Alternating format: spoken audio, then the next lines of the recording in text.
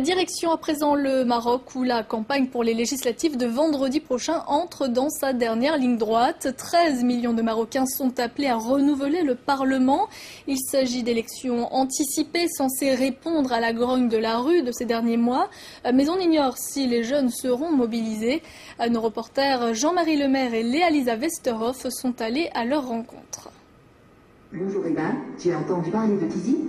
Oui. Des personnages animés pour donner envie d'aller voter. L'un des initiateurs de cette idée, c'est lui, un jeune cadre dans l'immobilier.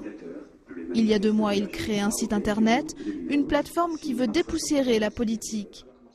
Vidéo, comparateur de programmes et décryptage, le tout s'adresse aux 5 millions d'internautes au Maroc que les partis politiques semblent avoir oubliés. Le plus vieux parti du pays, qui s'appelle l'Istiqlal, qui a 77 ans, qui est le premier au Parlement, n'a pas actualisé son site depuis 3 ans. Alors encore une fois, si les partis faisaient leur travail, nous n'aurions pas eu besoin, leur travail de communication, nous n'aurions pas eu besoin de créer un observatoire pour y voir plus clair. Avec une 60aine de jeunes, des étudiants pour la plupart, ils ont donc entamé un grand ménage. Analyser les promesses des 33 partis en lice, les évaluer pour redonner le goût de la chose publique aux jeunes. Un vrai défi dans un pays où beaucoup ne votent plus et peu s'engagent. Il faut réagir. Il ne faut pas que la politique, ou bien que le pouvoir politique, soit restreint qu'aux vieux hommes.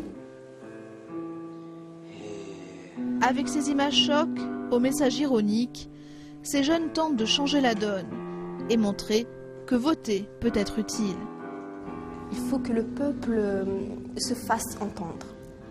Et comme ça, les choses vont changer. Pour moi, c'est une façon de dire aux gens qui détiennent le pouvoir que si vous êtes là, c'est pas grâce à vos manipulations pourries, mais c'est moi qui vous ai choisi. Donc si le lendemain, vous n'accomplissez pas votre devoir, vous allez tout simplement sortir.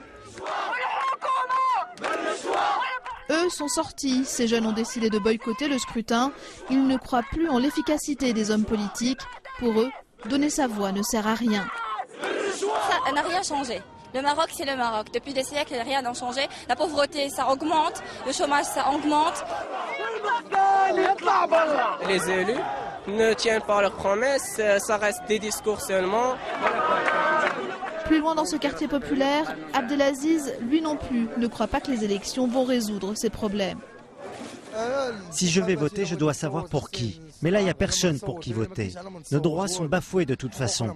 Regardez sur ce marché, on trouve de tout, mais tout est trop cher. Alors pour qui voter? Pour qui? Et si les affiches qui encouragent les Marocains à se rendre aux urnes se multiplient, les murs réservés aux partis pour faire campagne, eux, sont toujours désespérément vides.